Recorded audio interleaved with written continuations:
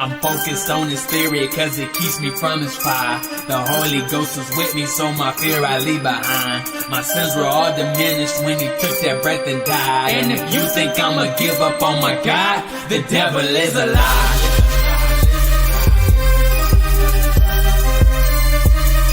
The devil is a lie.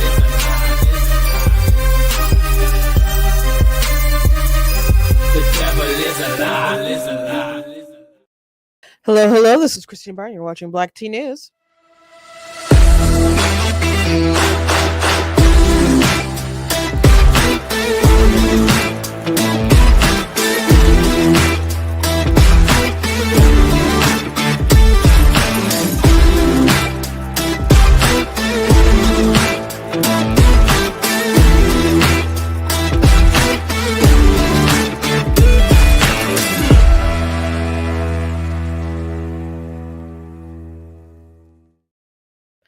Hello, hello. Welcome to Black Tea News. I'm your host, Christina Barr, and today we're going to be talking about some of the testimony while RFK is, he's been nominated by President Trump to be, over the head of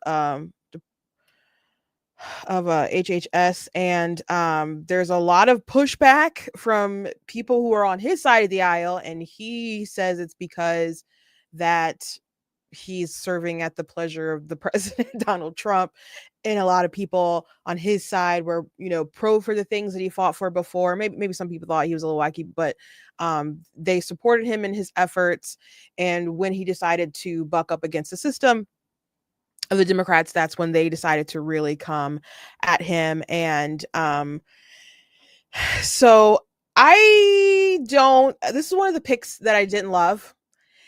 Because he's had some very radical positions, and I know he's tried to tone that down when he ran as an independent and was trying to appeal from people to both sides. And there's just a plethora of things that are quite kind of questionable, from his opinions on firearms and abortion and other things like that. Now, he was questioned about some of those things, and his answers, I'm going to serve at the pleasure of the president. So, I guess that's a good thing, depending on where Trump kind of lands on all this with wherever the information goes. So I just want to play a couple things and tell you my concerns, because I am a bit concerned. I think you can give people grace to change, but they have to explain why they have made that change. Now, maybe Trump went ahead and told him, hey, I'm going to go ahead and give you this position, so he could go through the process and keep his promise, keep his word to him. But at the end of the day, everybody else has to decide that they're going to vote for him. And Trump, at the end of the day, can't control what everybody else does. But there's some very aggressive Republicans, and even not Republicans, out there saying, hey, you better vote for him or else we're going to primary you. And I find that kind of wild to be like, I'm going to primary you if you don't vote for this Democrat. I'm going to primary this Republican if they don't vote for this Democrat who's, said all the stuff about gun owners and the NRA. And I think it's a bit wild. And some people have had complete 180s, like how they trashed him, and his character and the things that he supported while he was an independent candidate. But now he's on Team Trump. Now we get to just throw that all out the window because, hey, Trump decided to confirm him. The other thing I want to talk about today, there was a story that blew up yesterday. There was a rapper, and very, very obese rapper, who wanted to get into a Lyft car, and the driver was concerned that the car, I guess, would not be able to lift her. Was concerned about his tires, and so he refused her, and is now turned into a lawsuit. So I have read the lawsuit. I'm not a lawyer, though, so I don't know. At the end of the day, all the arguments are going to be made, and if they have a good case or not. But I just want to present, I guess, some of the data and talk about it, because I just think that she's an attention seeker, and obviously trying to make a buck, but she's definitely got attention, and I'm sorry to contribute, but there's things that my eyes have seen that I must share. It's like The Ring. It's like you have to show someone in 7 days or you're gonna die too. So I just have to spread the curse. I'm sorry. And she's just real big, guys. But anyway, and I know I'm a big person, but she's a rapper and she wears things that are gratuitous. And like there's one photo on her TikTok of an ad for some kind of flyer that she's performing at. And I don't even know if she's wearing bottoms because if I'm assuming she is, but she has so much like fat overlapping that you can't tell. So her saying that she has emotional damage because she's embarrassed and shame and all the other stuff. I'm like, I don't know how much you live your life with embarrassment. So um yeah. Anyway, uh if you're like, Christina, you're fat too. It's like fat people love talking about fat people. What you talking about? Me and my brother, oh my gosh. Play the dozens. Anyway, before we jump into everything, I want to encourage you guys to go to blacktnews.com, check out different content on my website, different articles, videos, etc. If you like what I do here, you guys can support at blacktnews.com/donate because it does cost to stream and run my website, all that stuff, so you guys can support. I very much do appreciate it and appreciate you guys. You guys can check out my different merchandise at the store.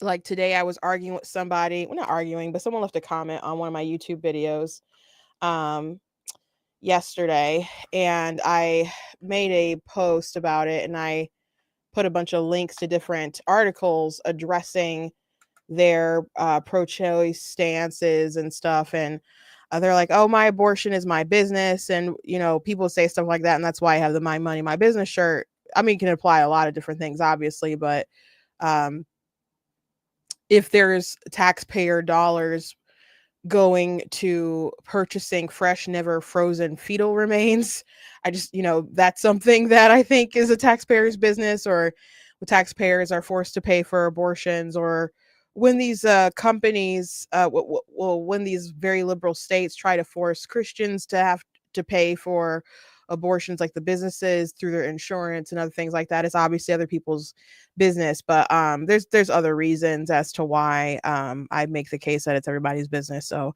I did that post on YouTube, but I'll put it on Facebook too, so you guys can go read some of those different articles.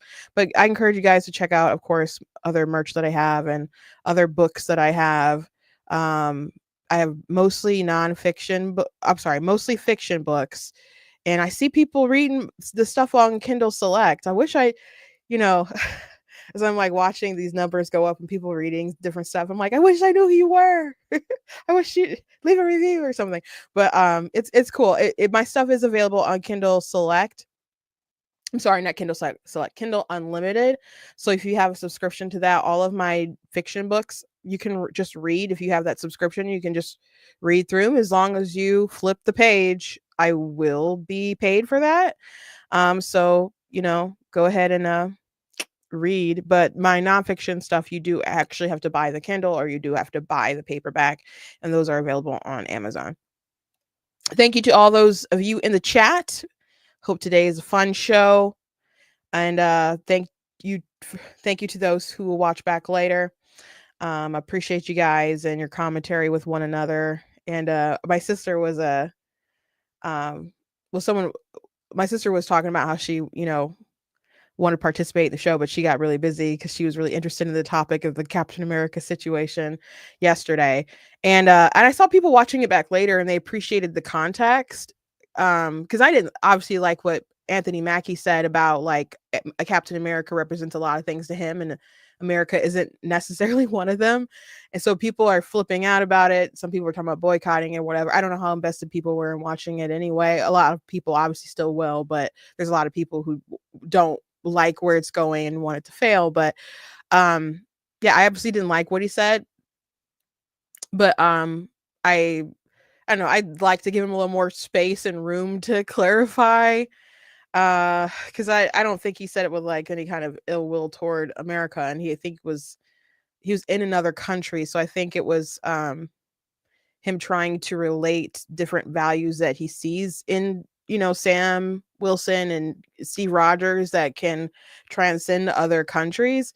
And someone was like, "Oh, I didn't know this was even in another country," and that makes you know, well, I guess they didn't say that makes sense, but the context added a little something more to the story. I'm not saying what he said was right, but I'm just saying there's more, I don't know, complicated feelings with it. And I would just like to give him more space to correct himself. But I love Captain America most of the time.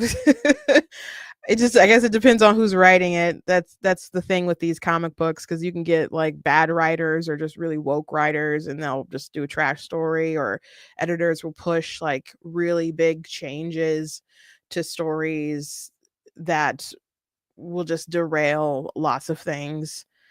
Like as when Spider-Man gave up his marriage to save Aunt May to Mephisto. That was that was dumb. I hated that so much.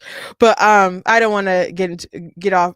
I don't want to get derailed too much on comic books and stuff today. We're gonna go ahead and hop to it. So I want to talk about this hearing first. So I have said there's some nominees that Trump has that I'm not too terribly fond of, and one of those is RFK, because I'm concerned about some of the things that he said in the past.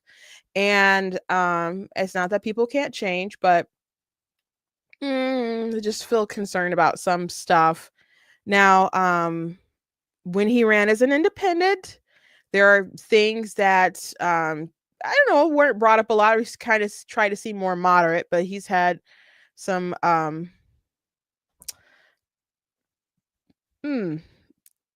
opinions that I just didn't like. So Dana Lash, for example, is sounding the alarm on some of the things that he used to say about, firearms. So I'm going to share her post. And people really should grill him. I don't care how much people want to be part of the Trump's agenda. He should have the opportunity, and he does have the opportunity, but they should give him the opportunity to respond to some of these criticisms, because there's other people out there like, we're concerned about this stuff and we want to know how you're going to implement the agenda. So she said, just want one Republican to grow some balls and ask two basic questions of RFK Jr. One, you once described gun owners as a terror group. Do you still hold that view, and can you clarify? I think that's a fair question. Number two, you once called oil and gas heads traitors who should be jailed for all eternity, and demanded they be put to corporate death. Do you still hold that view, and can you clarify? Why is clarifying these questions important? Because HHS has been weaponized to target firearm owners. Remember the push to classify firearm homicide as a health epidemic, and the CDC directed pause on rents during COVID. There is always a mission creep that includes the animus of the person leading the agency. That is true. We have a right to ask these questions, and no one should be afraid to ask them or have them asked. We did not create these statements which require explanation. He is responsible for the things that he said, and he should have the space to explain himself. I'm not looking for a pound of flesh. I and others just want assurances. We do not get them without these questions. You should question the character of these senators if they fail to do their duty to voters by omitting these questions. And I think she's correct on that. I think asking about some of the stances and comments about firearms and other sort of industries are important.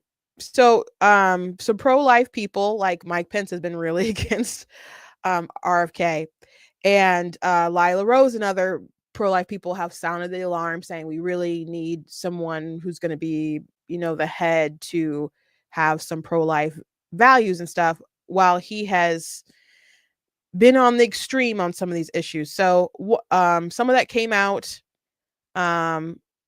during there's some conflicting things that came out, I think, while he was running and through maybe his record and different things he had said. But while he was running for president, he did say something that was like, do, like different alarm bells. So this is when he was on Sage Steele's podcast, who I did meet at the inauguration. I don't remember if I told you guys that I met her at the ball. It was the end of the night. My sister actually knows her fairly well, I guess, but I just hadn't met her before. And so we were leaving out, and I saw, I'm like, oh, that's Sage Still. And she's like, oh, my sister's like, you haven't met her yet? And I was like, no, where we met Sage Still. And so I have seen her in different places. Like I saw her at the last rally on the night before the election. And there's just a ton of people, and it was really late. So I just didn't want to be like, oh yeah, let's go push through people and meet Sage. But and I've maybe spot her another place before too. But we met, we took a picture and stuff. So it was cool. Hope to have more conversations and things in the future. So he was on her podcast, and he said something that was pretty much a killer, I think, for especially for pro-life minded individuals. But so to leave, so in other words, keeping it as is with Roe versus Wade having been overturned and leaving it up to the states to determine if and when a woman can have an abortion? No, I wouldn't leave it to the states. You wouldn't, right? No, I would. You would say completely, it's up to the my woman. belief is we should leave it to the woman. We shouldn't have government involved. Even if it's full term? Even if it's full term. Okay, and I think even if it's full term, that's a so I say that there's really two consistent positions, and all the middle ground that people have like doesn't make sense and or whatever. But the two consistent positions is it's a life, and we need to protect it when it's a life, and obviously that is at conception, and other people can decide like when they value that life and like, well, I believe it's at consciousness and pain other. We know that it's a life at conception, guys. So you could but whenever your definition of when that life is, you can protect the life because it's a life, or you can say now the woman just gets to decide, it's in her body, whatever. Now I think there's still issues with that because we don't have a inherent right to kill someone, but he is on the opposite end of the spectrum that I'm on. And I think my position is not radical at all. And his position is quite radical when he said that. And so there was a lot of people who did not want him at the time to take away votes from Trump, who were really, really blasting this at the time. Like I just played this clip. I don't know if Charlie Kirk posted it, but he reposted it. It's under his thing. Maybe I think so. That he was the one who had posted it. So but other people shared it, Life News and other groups and Live Action, like but a lot of people on the right who were pro-Trump were like just blasting this out because they wanted whoever was on the fence to thinking like, I don't really like Trump, he's kind of mean. Oh, but RFK saying some things that kind of speak to me, and I'm concerned about different things and my kids' food and all that stuff, and the vaccine regimen, and I think we should be able to sue people who are harming our kids, and he's been a fighter, I'm going to consider him. And so they're like, hey, did you know that he doesn't believe in states' rights for abortion, and he does full term stuff?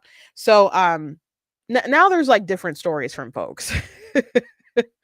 Like Cat Turd and stuff. They're like, you better confirm him or else. It's just funny how people can just, I don't know, not have a backbone or flip or bend wherever the grift goes. But concerning. Definitely concerning.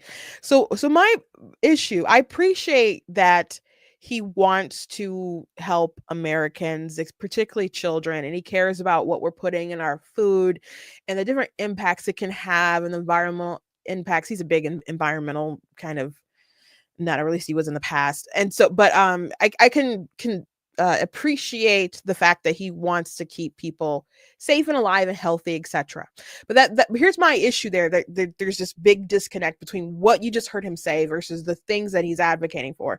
I don't understand why you feel that it's appropriate for the government to put all these limitations on what businesses can do or we can end up doing or whatever.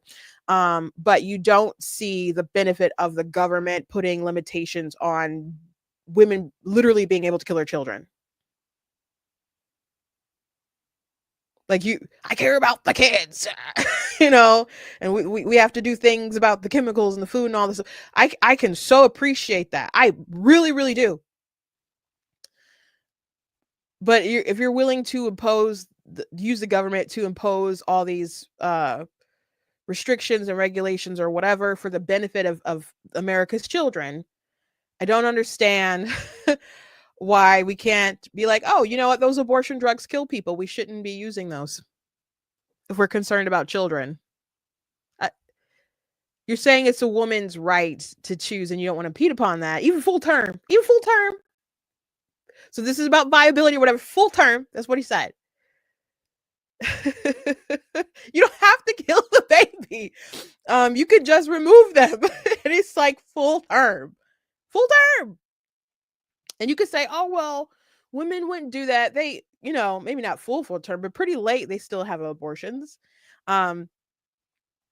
Even beyond like some kind of like super tragic medical issue or whatever, they do have those abortions. But he's talking about the principle that in principle, they should be able to do this to term. So that's not about healthcare. That's not even about you just having your bodily autonomy. It's just about the right to be able to kill. So why should there be that liberty to do that? And if there's a company and they're making, I don't know, some kind of juice or candy, and it has a chemical in it, and it has all the ingredients on the bag, and I can look up what those ingredients do, and it's like, oh, this could lead to this, but man, these gummies taste great. Why shouldn't people be able to make that decision? But you're like, yep, woman, full term, should be able to kill her baby. These things conflict to me. I don't understand them from his perspective. I don't understand them from his perspective. And I don't think there is a sensible logic there on his end. And it just, to me, seems like a lot of people will just take that route because it just seems too mean to tell the woman that, no, you can't unalive your children, which is bonkers to me. It's not, this is one of the articles I reposted today. About the myth of force. Like, if there's a ban, no one is forcing you to have the baby. The baby's already in existence. No one's forcing you to gestate the baby. It's already happening. If you just leave everything alone, the natural process is that it's going to be birth. No one's forcing you to give birth. You can't stop birth because birth is just the exiting from the womb. Okay. No one's forcing you to do anything. Right. But what the government can do is say, hey, you can't purposely go and unalive someone. You can't do that on purpose. And they do that all the time. They say, hey, you can't go kill your neighbor. You can't kill your kids. You can't kill your husband. You can't do that. And if you do, we're not going to hold you down every day in the anticipation of you doing these things. But if you do commit that sort of action, there will be legal repercussions. And I don't think them saying, no, you can't kill people is a radical position. You're going to have to explain to me why the woman should have a right to kill her baby. But but you can't have red dye something. Okay. Those are just some thoughts going on. Now, with all that being said, some people have been asking him questions about where he'd be standing on some of these drugs, and like the abortion pill and so on. So I'm going to play some of that because it's promising. I want to be fair and say that there's some promising things, and basically his attitude is, Trump has an ideology. I serve at the pleasure of the president. And, we're going to implement his agenda. So apparently he's not going to let his personal feelings get in the way. At least that's what he's telling everyone there. But that doesn't mean that's going to be the case. That doesn't mean that it's going to be true. But I do take comfort in the fact that I've said this many times, that even if Donald Trump picks someone who isn't the greatest, and we have concerns about them for these positions, Trump doesn't mind getting rid of people and replacing people. So if he turns out to be a disaster, that doesn't mean he's going to be there for 4 years. But let's watch some of these things, even live action. I don't know why I stopped the screen. Or maybe I didn't stop the screen. Oh, I guess I did. I gotta share my screen with you guys real quick. So live action shared this. Health care. How are you going to handle time? I'm going to support President Trump's policies on Title X. I agree with President Trump that every abortion is a tragedy. I agree with him that we cannot be a moral nation if we have 1.2 million abortions a year. I agree with him that the states should control abortion. President Trump has told me that he wants to end late-term abortions, and he wants to protect conscious exemptions, and that he wants to end federal funding for abortions here or abroad. That's Title X. I serve at the pleasure of the president. I'm going to implement his policies. Thank you for that. Rural health care. How are you going to handle time? So that's promising. I'm going to implement Trump's agenda. Every abortion is a tragedy. That's what Joe Biden used to say, though. We can't be a moral nation if we have 1.2 million abortions every year. Well, you're gonna have still a lot. Like they're talking about late-term abortion, which this is the issue I have with Trump, because they just talk about late-term abortion. Late-term abortion is like 1% of the abortions, and that's like 10,000 or so babies, like 10,000 or more babies that are killed. Now that's still a lot, and we don't want to happen, but you're leaving a lot of dead babies on the table. And the number one way that they're killed is through the abortion pill. So I can appreciate wanting to stop ending the lives of like 10,000, but there's a big chunk of preborn humans who are not being addressed. And unless they do something about the pill, it's going to keep happening with these huge numbers. And so that's an issue. That's an issue. And he said, we're not moral. So a nation, if we do this, so I have a hard time. I agree with them.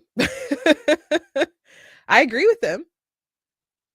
But why aren't we a moral nation if we allow that many to occur? Yet you hold the position also, personally, if you were the president and people had to serve at your pleasure, if you believe that the government shouldn't be involved in it. And he said this at a time where he's trying to appeal to people on both sides of the aisle, including on the right. But he still said what he said and said, I don't think the government should be involved with it. It should be completely left up to the woman, even full term. So that's your principle. So I would say you if you want to talk about immorality, that you yourself have a pretty immoral position. But we recognize that it's obviously taking a life, and that's obviously in his words, a tragedy. So why are we allowing so many tragedies to occur? If it was just a clump of, I don't know, meaningless cells, I guess, if it was just like removing a parasite or a tumor or something like that, it wouldn't matter. Like it would be like, go ahead, have a nice appointment, hope everything goes okay. But we're talking about ending human life. So I'm glad that he said what he said, but it's still contrary to what he just said not too long ago. That was the campaign trail when he said the comment about the full term. And I was glad that I was sickened, but glad that, he admitted that on stage still, because we got some confirmation on how he feels about these issues. Now he was asked about the abortion pill specifically. So we'll go ahead and watch that. And other Democrats ended up talking about the pill, like the pill's totally safe and it's a safe and effective. I'm like, if the abortion pill is effective, it's certainly not safe because it's designed to kill a human being. So those things don't go together. If you mean like it's effective as in it kills the person you're intending to kill and the woman survives, that's awful. But if that's what you mean, that's what you mean. But there's still instances where it doesn't work, or it doesn't expel the when you take the second pill, the baby the way it's supposed to. And Amber Thurman and who they kept using the campaign trail, she died due to complications from the pill. And I would be beating that drum like crazy since the Democrats tried to bring it up and stuff. But if abortion was actually banned nationwide, she'd probably still be alive, and so would her 2 children that she unalived. But here's a section about the abortion pill. As we discussed in the meeting we had in my office, mifepristone was approved in 2000. The FDA has been under scrutiny and brought to court for failure to properly assess this drug, as well as subsequent deregulations Senator Langford described that occurred over the past 25 years. Some of these deregulations included ending the requirement that these drugs be prescribed by a doctor, ending reporting requirements for adverse events, and allowing these pills to be obtained through the mail. In fact, the FDA's own prescribing label mentioned that 3 to 5% of women taking this drug end up in the emergency room. My question is, if confirmed as Secretary of HHS, will you commit to working with the FDA Commission to review these deregulatory actions that are threatening the safety of women? Sorry, Senator. As I said to Senator Langford, I think it's immoral to have a policy where patients are not allowed to report adverse events and where doctors are discouraged from doing that. President Trump has asked me to study the safety of mifepristone. He has not yet taken a stand on how to regulate it. Whatever he does, I will implement those policies. I will work with this committee, make those policies make sense. Thank you, Mr. Kennedy. So, promising answer, which the Democrats were upset about that. Like, it's totally safe and the data is already there. Now, just FYI, Planned Parenthood does fight to keep obviously negative information about abortion and other things. There's a study about mental health, I think mental health damage and different things. Might have also been like physical damage and stuff that they were fighting against. I put the study in my book. I just can't remember exactly what it was, but they were fighting against it, and the courts ruled like, hey, you should have to include this particular information for these people who are seeking stuff out. But they do try to hide it. And they just want women to go and be able to have their abortions be totally obstructed. Nobody talk them out of it. No, nothing. Like, you go in, poop, and it's gone. So, I mean, they even fight against minors having to tell their parents that they have an abortion. They're like, they need their privacy. It's like, minors can't consent to things. What do you mean? What do you mean minors cannot consent? Anyway, it's good if he is going to implement the president's agenda, but I just do wish that there was someone actually more ideologically aligned with the positions that we would like,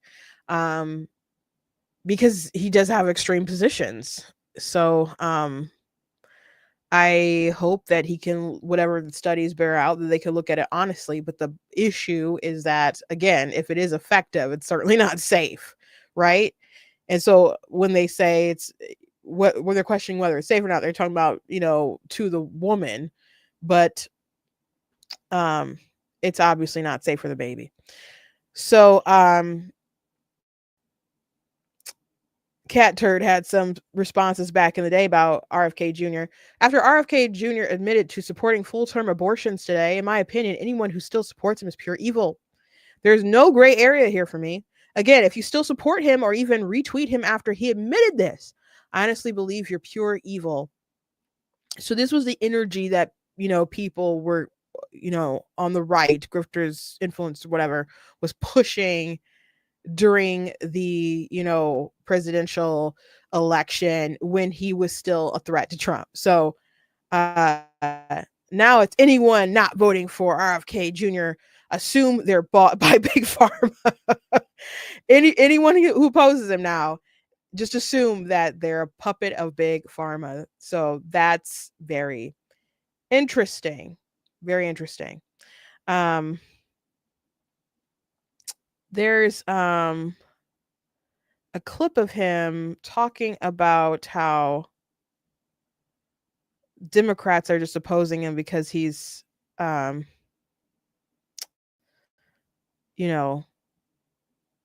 serving with Trump or for Trump.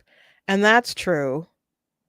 And I want to go ahead and play that for you guys. There's some interesting stuff with him and Bernie too. Gosh, these people are so freaking weird. But let me play this. To restore trust in the public health agencies, we need transparency. I want to say something about what you first said. When I launched my campaign, it was about uniting Americans, Democrats and Republicans. There's no issue that should unite us more than this chronic health epidemic. There's no such thing as Republican children or Democratic children. These are our kids. 66% of them are damaged. I know what a healthy kid looks like because I had so many of them in my family. I didn't know anybody with a food allergy growing up, peanut allergy. Why do 5 of my kids have allergies? Why are we seeing these explosions in diabetes, rheumatoid arthritis, neurological diseases, depression, all of these things that are related to toxics in the environment? Why can't we just agree with each other to put differences about so many issues, intractable issues aside, and say, we're going to end this? I don't think anybody is going to be able to do this like I have because of my peculiar experience, because I've litigated against these agencies. When you litigate against them, you get a PhD in corporate capture and how to unravel it. I've written 6 books about these agencies.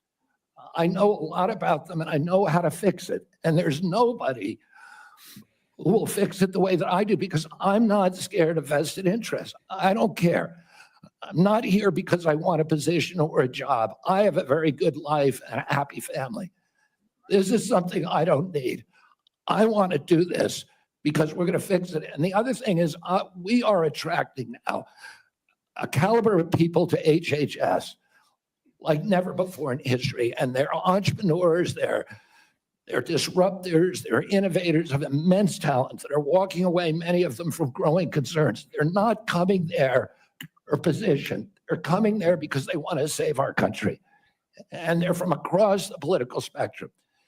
And all these Democrats are opposed to me for partisan issues. They used to be my friends, agreed with me on all the environmental issues that I've been working on for my whole career. Now they're against me because anything that President Trump does, any decision he makes, has to be lampooned, derided, discredited, marginalized, vilified to restore. And he's not wrong. Like, so much of it is partisan issues. We know extremism with the environmentalism stuff and all sorts of things on the left side of the aisle where they were, like this with him on and so on, and the radical statements that he's made about, gun owners and other things like that. They were like this on, but for partisan reasons, they want him, destroyed. They don't want him confirmed, and they probably want him destroyed if they could. His credibility, all kinds of different stuff. Now, Trump knows that there's things with him that he totally disagrees with him on. Like he's been on stage talking about like, oh, we're gonna make America health again. You can't touch the oil though. You can't touch the oil. Let me handle the liquid gold. Like, so Trump understands that there's a lane that he's comfortable with him working in, but there's big disagreement between them, and I assume this is part of the hey, you want me to help the campaign with you to help you win, I'll drop out where I can. They fought him tooth and nail to keep him on the ballot in some places where they thought it would hurt Trump and stuff, but after trying to get him kicked off before and fighting him, it's very interesting journey. But he decided to work with Trump. Now, he also apparently was trying to reach out to the Harris camp and stuff, but they didn't want to make any kind of deals or whatever. So he picked his winning team, and the team won, and he gets obviously this benefit. The issue with Democrats, though, that they're really going to run into, like, they can go ahead and criticize him all day long, but Health and Human Services, but the Biden administration largely appointed a lot of people who weren't also qualified or who were radical. And the assistant health secretary is Rachel Levin, or that transgender dude.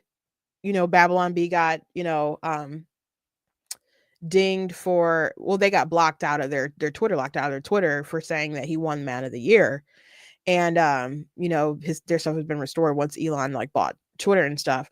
But he has a background in health, sure, but he also was wrapped up in a scandal because in Pennsylvania, where he's from, they were mixing COVID patients with nursing home patients, and he got his mom out. So you implemented this policy, but you getting your mom out because it's not safe. So you can say he's not DEI because he has a background, okay, but he has negative background. He has things that should work against him, and they still put him as assistant health secretary. And he was one really pushing the trans stuff, really pushing to have there's a story that the New York Times covered how the White House tried to remove age suggestions for when people should have different gender care, gender surgery, and whatever. He didn't want those age numbers on there, and he said, well, it'll cause backlash if we have them. And people who are pro transgender care were kind of confused. They're like, okay, it'll cause more of a backlash if we remove age suggestions. Like, what are you talking about? And it did cause a backlash. Once that story came out, and the White House had to be like, no, we support ages after they got caught, and became a big scandal. So Levin was really pushing a lot of stuff, but Sarah was who's in charge of HHS. He didn't have a healthcare background, and the closest thing he had was suing Little Sisters of the Poor. And people say he never sued those nuns. Okay, he sued the Trump administration who was protecting the nuns. So it's kind of like they sued nuns. And so Biden had a lot of radical people that they appointed to different positions, seemingly because of their radical positions and not really an advancement of America's health and other stuff like that. So Kennedy will still be an improvement one way or another, I guess. And as I noted, and I see other people in the comments saying, if he doesn't pan out, Trump could always just fire him. But I would have liked a better pick, but I don't. If Republicans decide to not support him after they ask all their questions, I think that's reasonable. Everyone oh, we're gonna primary everyone. We're the person who was his running mate. She did a video saying we're going to be watching very closely, and if you vote against him, I'm going to see to it that you're primary and you lose. And they're flexing their dollars with these threats and stuff. And you can feel the way that you want to feel, and you can, I guess, use your money for whatever activism that you want. But if there are Republicans who don't like where he stands and don't like the answers to his questions, and they're concerned about his ideology and how that will impact his job, I think those are reasonable things to be concerned about. I just do. You cannot like that I'm not on the everyone must go through train, but um those are just the facts. Let me play. There's another clip that's I saw on Twitter. I'm not Twitter, I'm TikTok, about you is healthcare a human right? And it was Bernie Sanders who asked about it. And they seem to be upset that he didn't say, yeah, healthcare is a human right, which I don't know if he has said that before, but that kind of seems like something that he would maybe say. And he is kind of adopting his language to be kind of more right leaning. But he explained it well enough. I mean, there's other people who explain the position better, but essentially it's his answer was it's not the same right in the way that freedom of speech, they cost you nothing, right? To use freedom of speech. And if you are smoking all your life and you need to have some kind of healthcare to deal with that situation, you are pulling resources from the pool.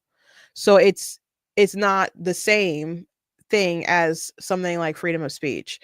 And so the answer is no. And Bernie Sanders didn't like it. And I saw some people on TikTok like, what? I'm so disappointed. I'm so disappointed. He's right, though.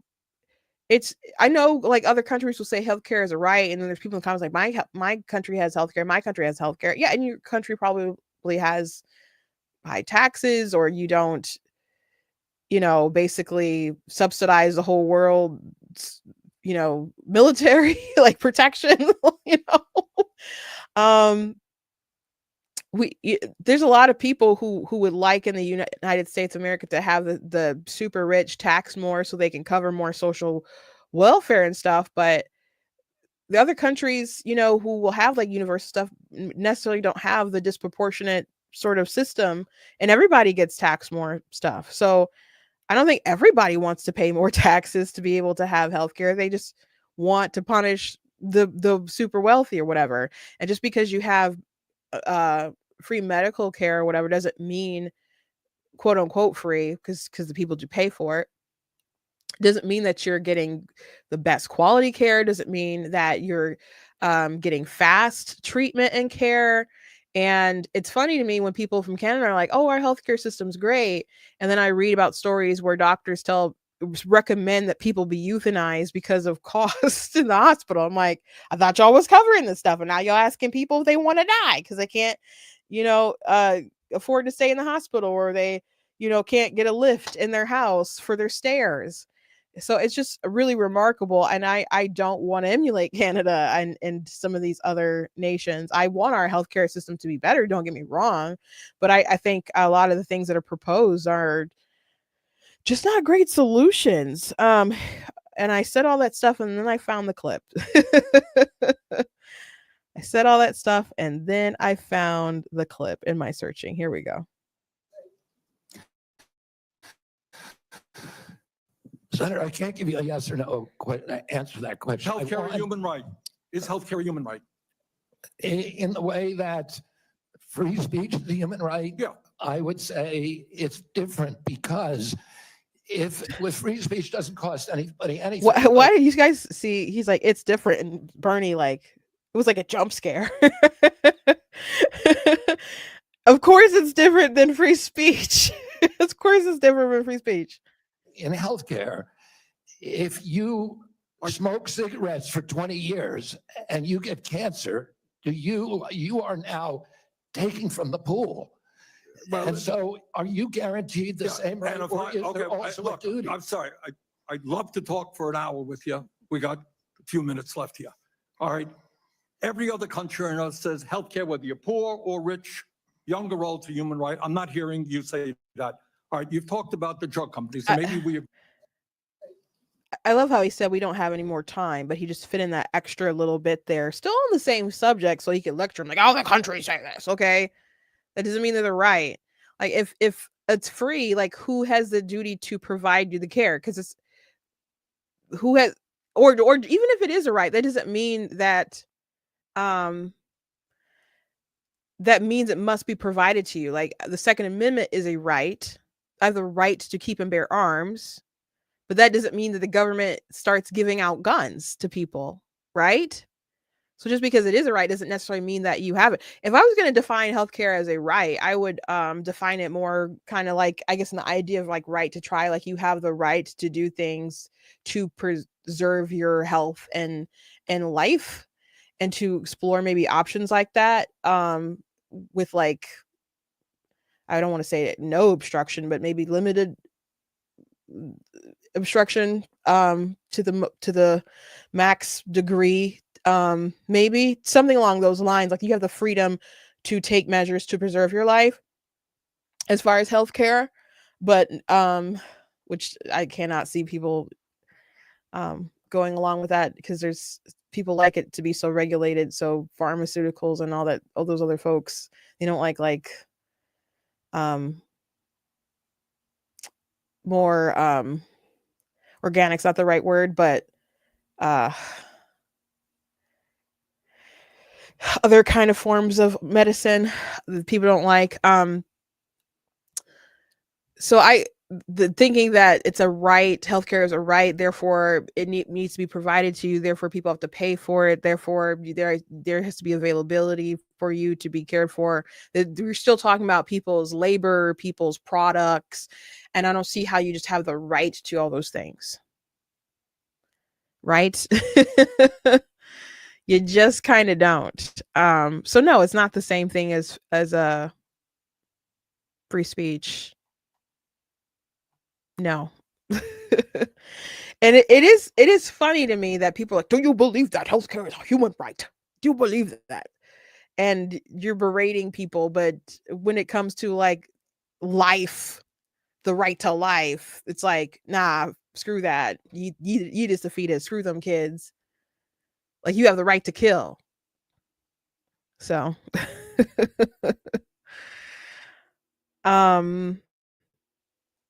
there was another exchange. I had marked it. I haven't watched it yet, but there's something about onesies where Bernie is flipping out about onesies. That there was a group that RFK supported or something, and he started asking about the onesies. Okay, I think I found it. I'm running out of time. I think the gist of what you were trying to say today is you're really pro-vaccine, you want to ask questions. You have started a group called the Children's Health Defense. You're the originator. Right now, as I understand it, on their website, they are selling what's called onesies. These are little things, clothing for babies. One of them is titled Unvaxxed, Unafraid. Next one, and they're sold for $26 a piece, by the way. Next one is No Vax, No Problem. Now you're coming before this committee and you say you're pro-vaccine. Just want to ask some questions. And yet your organization is making money selling a child's product to parents for $26, which casts fundamental doubt on the usefulness of vaccines. Can you tell us now that you will, now that you are pro-vaccine, that you're going to have your organization take these products off the market? Senator, I have no power over that organization. I'm not part of it. I resigned from the board. That was just a few months ago. You founded that. You certainly have power. You can make that call. Are you supportive of this? I've had nothing to do with Are you leadership. supportive of these onesies? I'm supportive of vaccines. Are you supportive of this clothing, which is militantly anti-vaccine? I am supportive of vaccines. I will. I want good science, and I want to protect. You will not tell the organization you founded not to continue selling that. I got a comment. How OMG, how low can Bernie go? That is funny. And you can't see it here. There's another clip where you could see Megyn Kelly behind them just cracking up about this. Um, that's funny, man. Do you support these onesies? Do you support these onesies? I'm hoping that there are some memes out there, guys. Please do not let me down.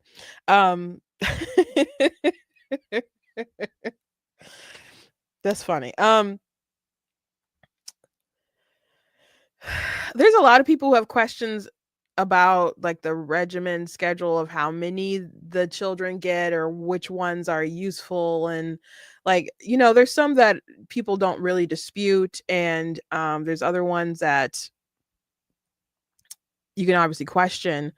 And there are people who are injured from certain things, and there's a fund, people get paid, it's just a fact. I've met people who have been injured from different I don't know how many people I've met who like children who were harmed, but different people in the military who've been injured, because you got to take what they stick in you, man. And so they just raise concerns. And a lot of people who have concerns are people who know someone or who have been injured themselves. Now, I've got all my shots, guys.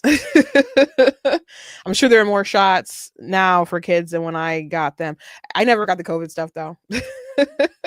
When I was undercover at a Democrat picnic, and this is in the midst of like COVID and stuff, but people were like starting to gather, and you're just like, I hope everybody's got their shots. And like, well, why wouldn't everyone have their shots? And I'm just like, who knows? Like, who wouldn't? Like, it was me. Well, if y'all got y'all's, why y'all so pressed about me? Y'all ain't y'all protected? So even if I have one, that doesn't mean I can't give it to you. So that's just funny with the onesies. Are there people who are wacky with like how distrustful they are with the government? Sure. But does the government give you a lot of reasons to be distrustful? Yes. Yes. And when someone does actually have harm from this stuff, um there's a pool of like money that's paid by the taxpayers to go to these people, not necessarily out of the company's pockets and stuff. So I think there's I mean, I wouldn't have my baby in that onesie, but it's just funny. Like I don't have more time to argue about the universal health care of all Americans and there's a human right. We got to move on to the onesies, It's just funny what they make time for to be able to just blast these people. So I think that's about all I want to show you guys from thus far. There might be maybe some more things on my show later, but I got to get to this other very interesting story. Uh, by the way, there was a nice clip of Trump after he signed the Lincoln Riley Act and with Lincoln Riley's mother. And let me just go ahead and play that real quick. It's a nice moment for sure.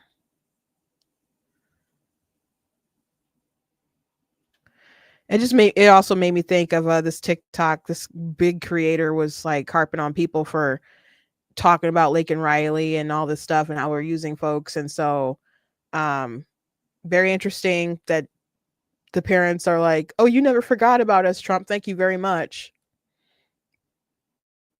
He said he would secure our borders and that he would never forget about Lincoln. And he hasn't. He's a man of his word.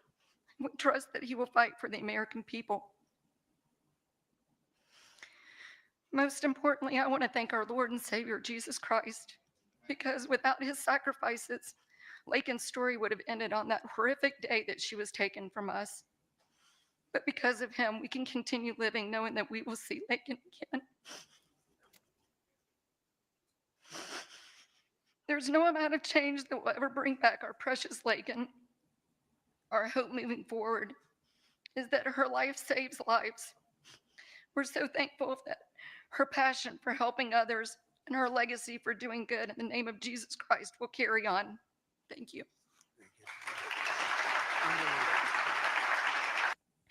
So yeah, I'm gonna have to do another respond to that, because people were talking about the 17 minutes, like, don't say we don't care about women's rights and stuff when illegal immigration is taking these lives of women. Like, that was kind of like what people were saying. And I might have talked about it with you guys live.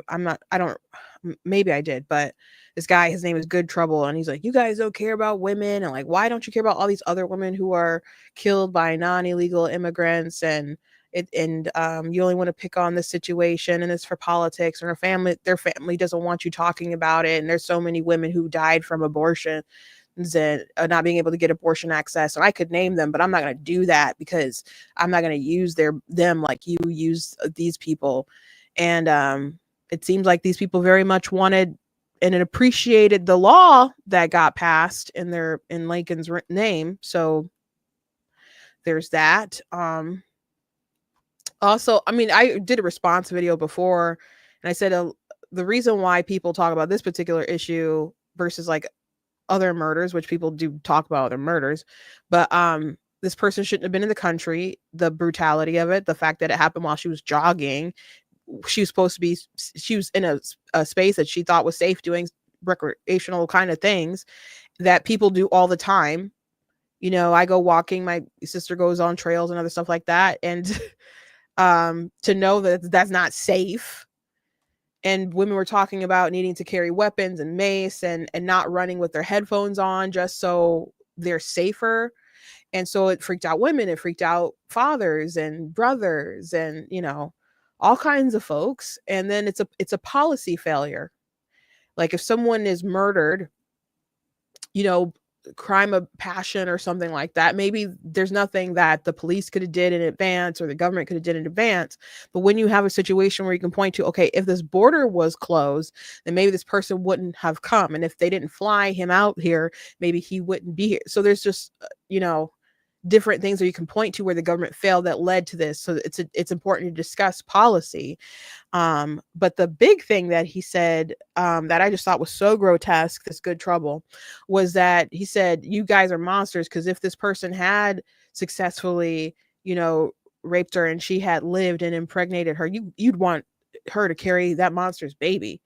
And I think it's interesting that we don't have capital punishment for raping a woman, but they think that the child who's innocent should get the capital punishment. And many of these people are against capital punishment unless it's a baby. But they don't, I don't know how they feel about pro-life, pro-choice, or whatever. If I had to guess, they seem to be very religious, and I would assume maybe wouldn't end that child's life, because they're also made in the image of God. A lot of women actually opt to keep their baby, or at least have their baby. Maybe they'll put them up for adoption, but a lot of women in that situation don't just run out there and say, let me get rid of this thing, chuck the baby out. That's not how, you know, women necessarily feel about that situation.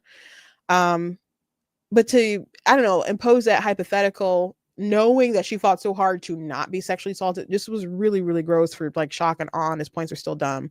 Like, we didn't want Riley to be killed. We don't want innocent babies to be killed either. Like, you can hold those two consistent views at the same time. So anyway, I'll have to reply to his video with that video for sure, with them thanking President Trump.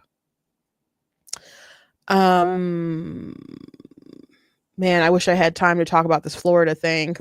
DeSantis he's going to veto a very weak immigration bill and has been criticizing different weak Republicans who are squishy on the border issue. So maybe we'll talk more about that tomorrow. But I want to talk about this story where there's this rapper who decided to sue Uber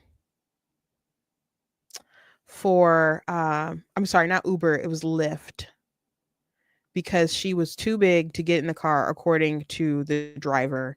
And so they're not suing the driver, they're suing Lyft. And so I looked up quite a bit of details about this last night, and it's just an interesting story. And I hope she doesn't win this, man. I hope she doesn't win this.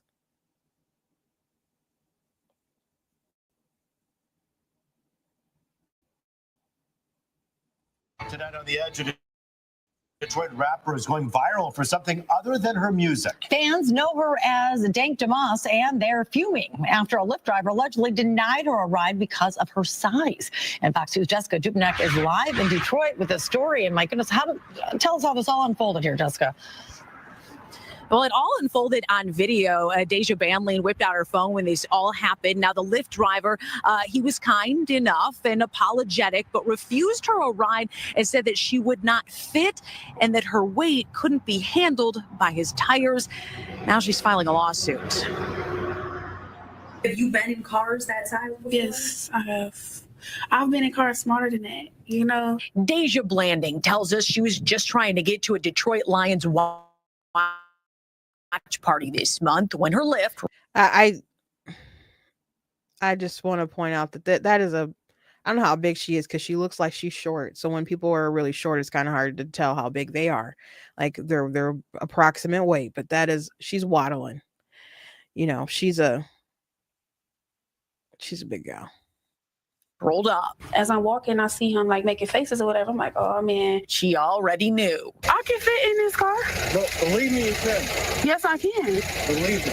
He told her there's not enough room in his car. The kicker part was when he started to talk about his tires. You know, I feel like that was a slap in the face. That was like my tires, you know, like. The driver said his tires could not handle her weight. For every big person you turn down because they can't fit in your car? Yeah, because they need to order the Uber XL experience. No, I don't never have to order Uber XL. He apologized, canceled the ride, and left her there. The rapper says she's pretty tough. I get the money and flip it and make some food. Dank DeMoss, as she's known at the mic, is crushed by the whole situation. I just want them to know, like, it really hurt my feelings. It looks like a Lyft might be hurting pretty soon, too. I knew it was illegal and I knew that it was wrong. Her attorneys, John Marco and Zach Runyon, say weight is a protected characteristic in Michigan by law. It would be no different than a driver pulling up and saying, you know, I don't want to have black people in my car, or I don't want to have Christians in my car or Muslims in my car. It's the same. Under the law, it's the same. The lawsuit is filed. Since she posted the encounter on social media, other full-figured folks have reached out saying the same thing happened to them. Tonight on the Edge, a Detroit Oh, rapper. sorry. So I guess that's basically the story. Now, him saying that it's the same as being discriminated against for your religion or your race and other stuff. That's wild. Now, in Michigan, I think Michigan is probably one of the only states that has protections for weight like that. And it is a protected class and group, but not even all those things like sex and gender expression and religion and race, all those things are not equal. Like, I'm not saying I want people to be discriminated against on different things, but they're not on the same level. Like, people all the time, if I have some kind of criticism about gender ideology or something like that, but how can you say that as a black woman? I'm like, you believing that you're a woman is nowhere in the category of me being black. It's nowhere in the same field. So I just don't believe that if the law will help her get away with this lawsuit, I just think it's wild. So I did read the lawsuit. Now she's not suing the driver, she's suing Lyft. And if you don't know how like these gig economy stuff works, you're contracted with these companies. You don't get like paid time off, all those things that you normally get when you get a 9-to-5. You get these offers, you accept the offers, you can decline the offers or whatever, you take the offers, and you take them here or there, or you pick up food or whatnot. And it's a contractor kind of job. And I think mainly why they want to go to Lyft rather than the person who actually did the discrimination is that Lyft is the one that has the money, where there's a possibility of getting a lot out of them. Maybe they're woke and they will comply as much as possible. And it's just a bigger way for her to get a bunch of attention and stuff, versus if you went after the guy with a car that already seemed like it had issues, right? So it's strategic in that kind of way. And they're like, well, this is an agent of the company and stuff. And, you know, I I'm not a lawyer, so I'm just kind of throwing some things out there from reading the lawsuit. I could be wrong on a lot of different things, but I just them being a representative of the company, if they enact it in a way that was against their policy, then Lyft could get rid of the driver. And some people are reporting that he did. I haven't seen those reports, but maybe he did get fired or let go. They did apologize and say that no one should be discriminated against, blah blah blah blah. But if he acted in a way that was contrary to their policy, I don't see exactly how that would be Lyft's fault. If the company itself was what discriminated against her, then I could see more cause to go after Lyft. But when you do the gig economy stuff, those cars, that the maintenance for those are your responsibility. And let's say the tires had more wear and tear or damage or whatever, if she got in, maybe they just, I don't know, exploded at once, she wouldn't be paying for that. Maybe he could try to sue or whatever, but he'd have to go pay for his stuff. Lyft's not going to pay for that stuff. He has to pay for that stuff, and maybe he can't even afford it to get back on the road. So if you have some kind of maintenance issue with your car and then you're out for days, but you can't drive because you need to fix it, but you don't have money to fix it, you can get into some really bad situations, kind of a vicious cycle with the stuff. So him being concerned about whether his car was going to be able to make it and have the wear or tear, and he's concerned about his tires and all the stuff, I think that's legitimate. You cannot like it, you can be offended by it, but I think that's a legitimate thing for someone to be concerned about, because at the end of the day, she's not going to handle the wear and tear. Lyft doesn't handle the wear and tear. He's contracted to pick people up. He can take them, he can decline them, whatever. And it's not like he just took her money and never completed the entire job or whatever, but he gave it the money back or whatever. I heard in other accounts that he was willing to like help her get a bigger car or something like that. I'm not 100% sure, because I haven't read that myself, but it's not like he just hightailed it out of there and just never saw if she was big and just ran off and kept her money in his account or whatever. So I don't see where all this is going to go. Now there's things that they alleged with the lawsuit, that there was a discrimination and that it went against public accommodation. So I'm going to read some of this stuff from the lawsuit. So again, he's the plaintiff is Lyft, not the actual driver who upset her so. But it says, as a result, the defendant's actions, plaintiff has suffered and will continue to suffer damages, including but not limited to the following: stress, humiliation, embarrassment. Now,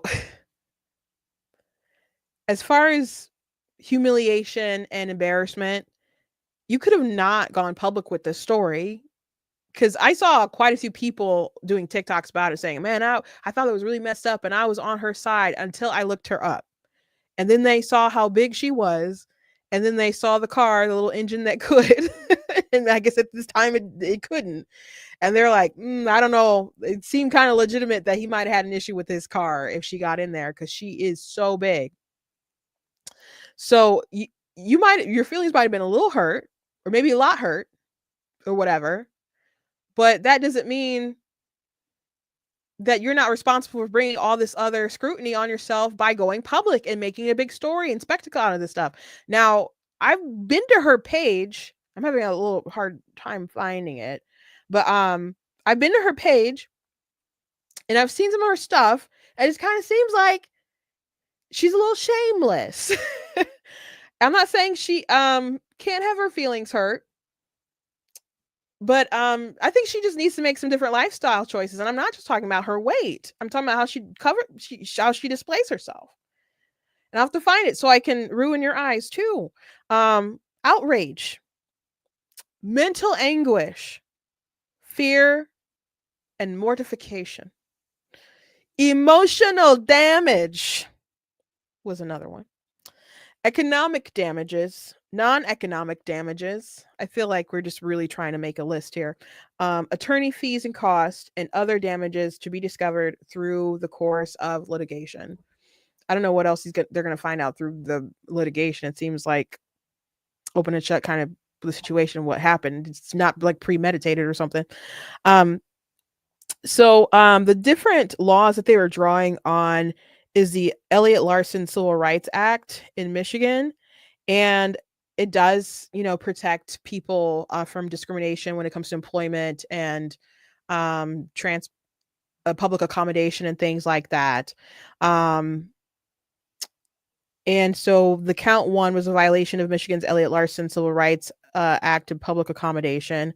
And what's interesting, they did certain section that they used to single it out, and I guess describe and reference what they did to violate the law, is a section where they describe discrimination based like of sexual discrimination.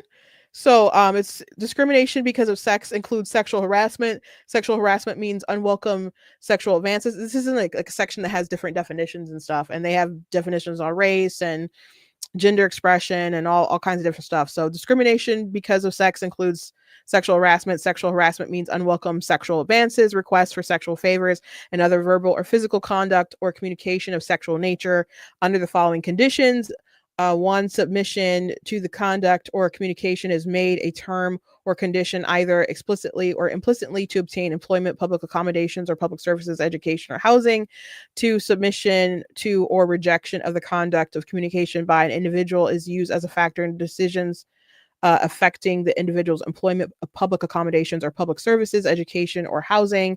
And three, the conduct or communication has the purpose of effect of substantially interfering with an individual's employment, public accommodations, or public services, education, or housing, or creating an intimidating, hostile, offensive employment, public accommodations, public services, educational, or housing environment. So I guess the reasoning is that you get to apply the weight discrimination the same way that you would the sexual discrimination.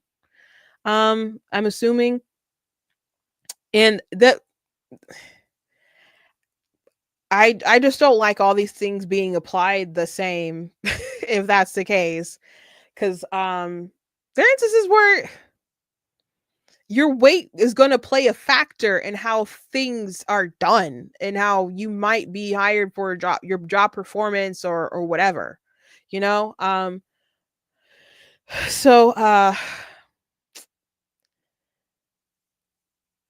said plaintiff's weight was at least one factor that made the difference in the defendant's treatment of plaintiffs and subjected her to a hostile environment. And that's where they listed that section of that stuff where I just read off.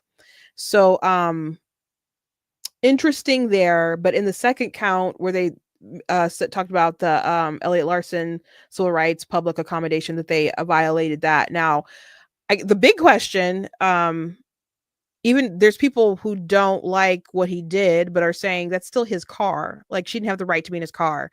And so a big conversation, I guess, when they settle this in court is going to be whether she had the right to his car. Now, I would think not, because of the contracting situation. But if you open up your doors for business, then it is public accommodation. But everyone's not entitled to get into your car. It's more like a contracted thing, it's not even like a taxi service where you can, hey, will you pick me up or whatever. I mean, I guess Lyft kind of can do that too, but it's more like a contract. It's not exactly like the taxi stuff. Like, I know they try to make it really the same. I guess you can pick up lifts that way, but when you're calling them and you she called in advance and you can see the car, so she must have known it was small. And he obviously didn't know how big she was till she pulled up. And he said that that she should have called a bigger car to take her. Some people on different lives said that sometimes they call bigger cars and they're not actually bigger cars. Now, that seems like that's a problem with Lyft if that's the case. Some people were saying that those folks were lying, but I don't know. I've only taken Lyft like one time, and that was eight years ago. That was the inauguration. Actually, they were going around passing out coupons or whatever. So we used Lyft. And maybe one other time when we went to, I guess we used the Lyft when we maybe went to Vegas, but I usually don't use those services. If I can drive somewhere, I usually try to drive somewhere. I haven't used it a lot myself. But you can, when you do call for a car or whatever, you can see what kind of car that it is. And so, and that you do have, you can get a bigger car that fits more passengers or whatever, and they'll advertise it as more leg room and whatever. But it's still privately his car. Like the taxi belongs to the company. This car belongs to him. He doesn't necessarily have to open his doors to everyone. He gets to decide, you know, and has discretion. So I just, does this qualify for being public accommodation? Maybe it does, but it just seems like if the man didn't feel that he would be safe or that his car would be safe because of her size, and she is quite large, like objectively morbidly obese, it's not up for debate. I feel like he ought to have the right to say no in that circumstance. And we'll see where it goes. But I just, if the law makes it that this is a good case for her and she can win it, then we got to reevaluate some stuff. You know, we got to reevaluate some stuff, because that's bonkers. Now I think with this girl, I got to try to pull up her Twitter. I'm having a hard time finding it. Give me 1 second, because okay, let me see if I can find it. I just need to show you a couple things. That's all. .com/ let's see, real Big Dank. Your name is Big Dank. Demos 2. Okay, here we go. Looks like it's private. What? Is it private? No. Okay, there's an issue. Oh gosh. I'm already flooded. I'm sorry, guys. Like I already said, this is like the Ring where you share things. and you got to share them in 7 days. You just have to continue the curse. So I'm sorry. I'm kind of sorry. So this is the page. You could, like, you see that belly and stuff there and working out and whatever. You couldn't even see she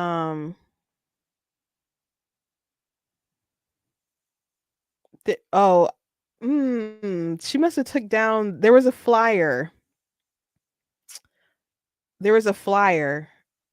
that I don't see on here anymore, and you can't even tell I screenshot it. I don't know how close okay, you can't even tell if she's wearing bottoms there. That was on her TikTok account, and it's an ad, and she doesn't have on a bra. She's just covering, she's wearing, I don't know, a vest or something, and covering her breasts. And that's what she had. That's what she's advertising. So when they're like, oh, this brought me embarrassment, this brought me shame, like, do you care about the shame that much?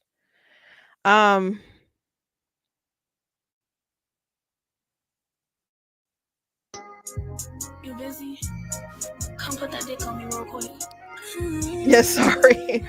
Yeah, so I'm like, I kind of don't, I'm sorry. Someone said Rasputia. Yeah, so is this a lot of just a ploy to make money? Are your feelings that hurt? Maybe, but I didn't have to know. that this happened to you. I didn't have to know. You told the world, and then you sued this company for what this guy did. He's not a defendant. The defendant is Lyft. So you went after them, this company, because I'm sure you want to make a lot of money.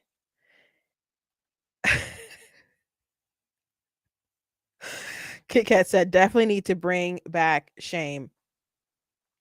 And it's not even, a lot of people are like, we're not going to tolerate any talking about her weight or whatever. I've said some comments or whatever. Like I said, big people like to talk about big people. But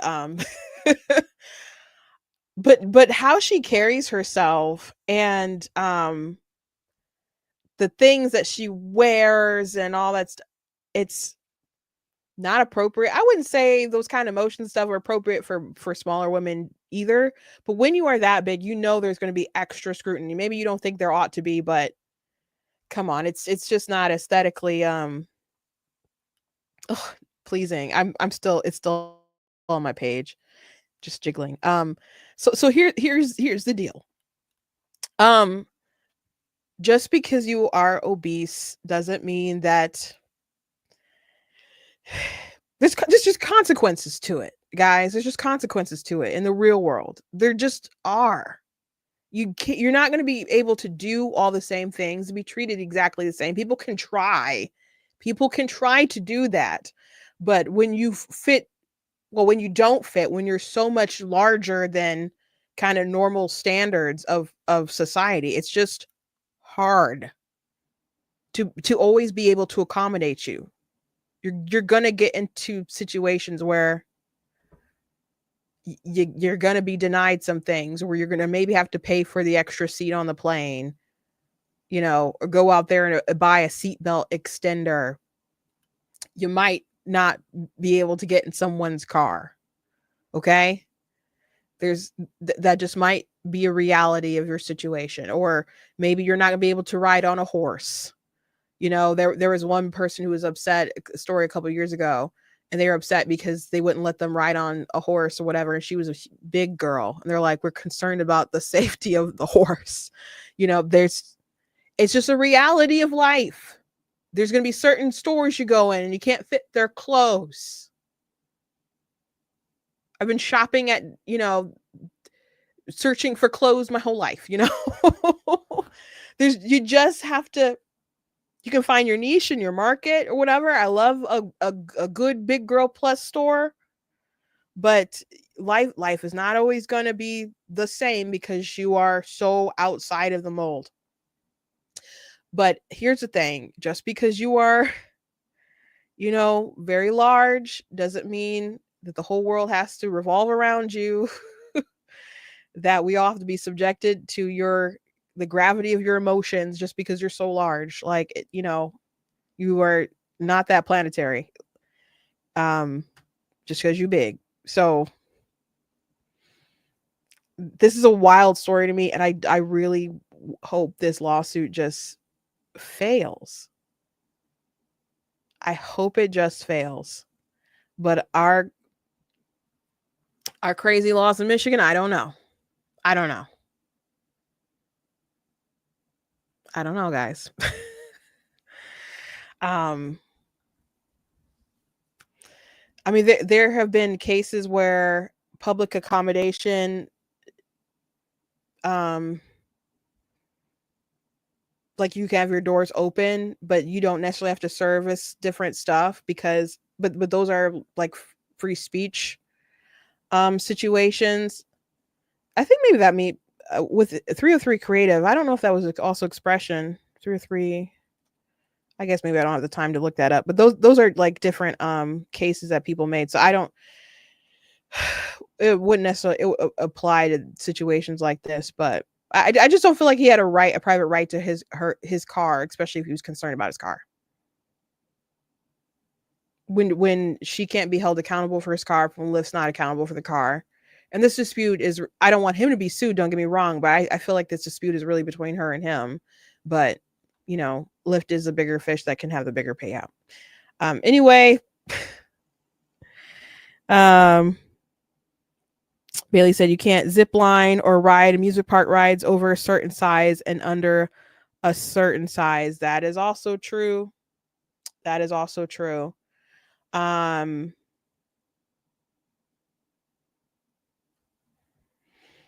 It's just true, guys.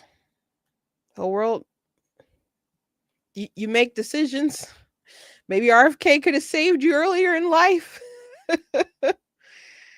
One of the reasons why the US does have poorer healthcare outcomes compared to like other countries, you know, because we lead in like innovation and other stuff like that. If you're having like a serious disease, your chance for survival is, you know, really good in the United States. In other countries, you know, you might be on a waiting list a long time to get different stuff done, and you can get it done faster here in the US. It might be a big bill or whatever, but compared to other places, but hey, you're gonna get your best shot at life.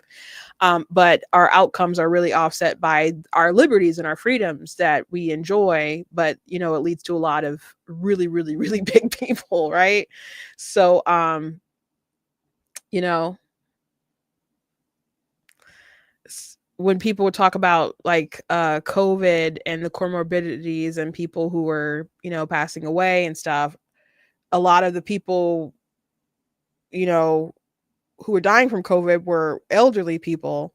And if you saw some younger people who were dying from COVID, I saw stories of people who were obese, who that contributes to the comorbidity, who passed away after getting the disease.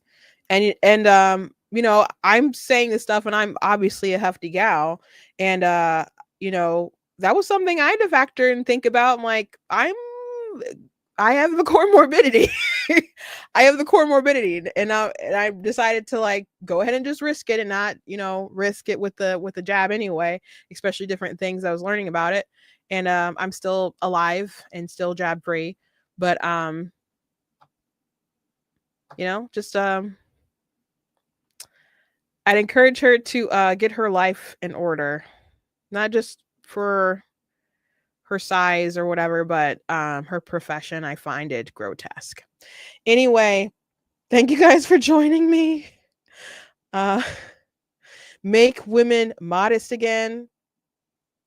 That would be great. That would be great. Did you guys know there was like this really progressive ad company? They were doing like different abortion ads that were crazy, but they were also doing things, making ads like Donald Trump is going to ban your porn. And I'm like, what kind of people would be like, oh no, I'm terrified? Like, I know people are into it, but it's just kind of like a moral outrage that you look really bad if you're out there being terrified of that. And it just made me really look sideways at these people who are making those ads. They just had the wildest ways to go after Trump. The wildest ways to go after Trump. Anyway, thank you guys. Go to blacktnews.com. Check out different content on the website, articles, videos, etc. If you like what I do here, please consider leaving a donation at blacktnews.com/donate, because it does cost a stream, run the site, all that good stuff, so you guys can support. I very much do appreciate it. Appreciate you guys. I also recommend that you guys check out different merch that's available, like the I'm Not the Victim You're Looking For. I have the You Are Not That Special shirts and mugs. They pull those up because that's super relevant for the topics that we discussed today. Here's the little mug, and we do have them in t-shirts. Go ahead and humble someone in your life today. And we got, of course, some cool stuff like the Frederick Douglass, the Constitution's Glorious Liberty document t-shirt that's very relevant with Black History Month coming up very quickly. We also have different things you guys can check out, different books and so on that I have written. You guys can, there's a link in the description if you're watching on Facebook and YouTube that'll take you to like an Amazon page where you can see all my books and stuff. Again, if you guys have Kindle Unlimited, you guys can actually read through all of my fiction books on there. But you guys can buy it in ebook or paperback, and my nonfiction books, you guys have to actually purchase them. Thank you, Kim. She's saying good merch. Thank you very much. I appreciate that. So I encourage you guys to check out some of that stuff. And let me take it off there so you guys can see me as I say goodbye. Thank you guys, and I will see you tomorrow.